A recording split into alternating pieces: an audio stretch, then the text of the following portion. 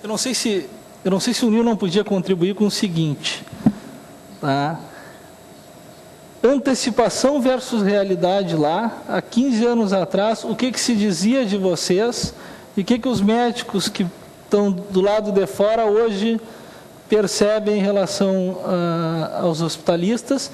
E a segunda questão, Nil, é se em algum momento vocês também se sentiram como sendo, para ser usados como residente luxo ou super residentes, que era o termo que eu usava.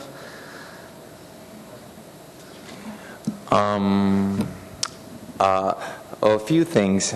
Just to give you a little bit of background, my hospital was the first hospital in the United States that was an inner-city hospital to have a hospitalist program. It was in 1998 was the first year, and it was started by a colleague who was really a visionary, Dr. Mark Williams, who was a past president of the Society of Hospital Medicine. It was nice to see the National Association of Inpatient Physicians up there, because when it started in the late 90s, that's what we called ourselves, but everyone's like, we got to change that name. That name is not going to be very good. So they took a vote, and there were 4 different votes. Just to give you a little history, there are 4 different names that they were taken, and all the society members had a vote, and SHM won the vote. So that's why it was changed to the Society of Hospital Medicine.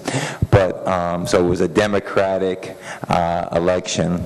As far as our hospital goes, in '98, like I mentioned, we were the first to have it at an inner city hospital.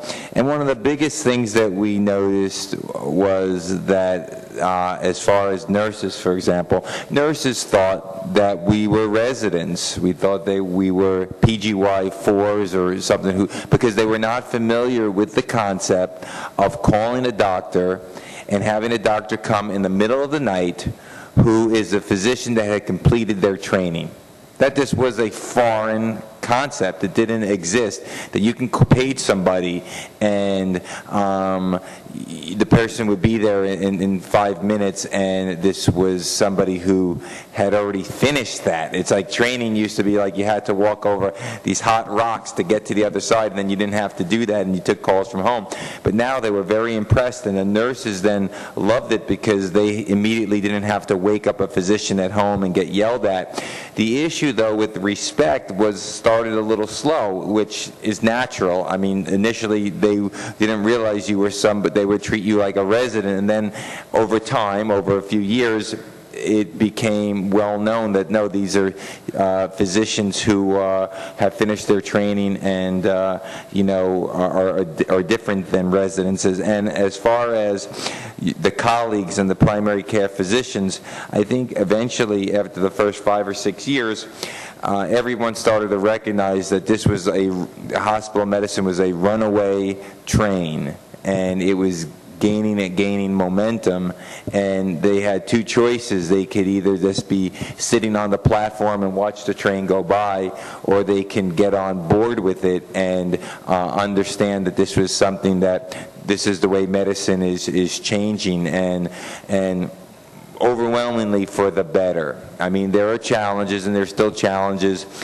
A few of the biggest challenges I see is in the discontinuity, the voltage drop that you very well mentioned, because even the handoffs and the sign-outs from a 12-hour shift to another 12-hour shift, but even then finishing your week of being on, or 5 days of being on, and then leaving, there's potential for a lot of discontinuity. And when I review medical legal cases sometimes, a lot of the issues or things that come up in legal aspects are discontinuity. Things didn't get transmitted to the primary care physician, or things that got lost in translation. So that's one of the big things that I think will always need to be improving.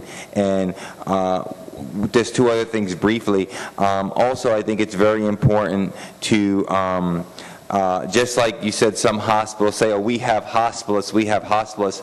I think it's also important to realize that somebody out of training who joins a hospital medicine program isn't automatically going to be just better than a well-experienced doctor who's been out 15 years seeing patients in the office and going into the hospital. It's something that grows over time and your clinical experience in terms, so you just can't just say, okay, you're a hospitalist, now all of a sudden you bring everything wonderful. It's something that you grow in as a career.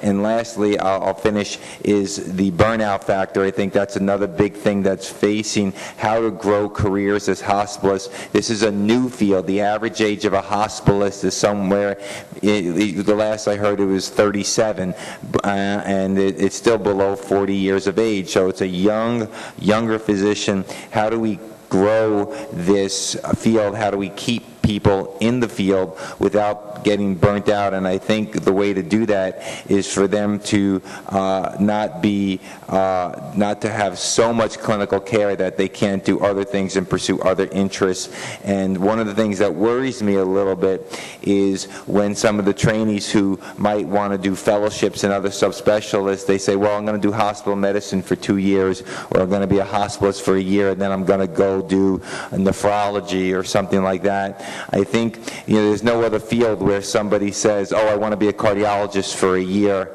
or I want to be, I'm going to be an intensivist for 2 years, and then I'm going to do something else.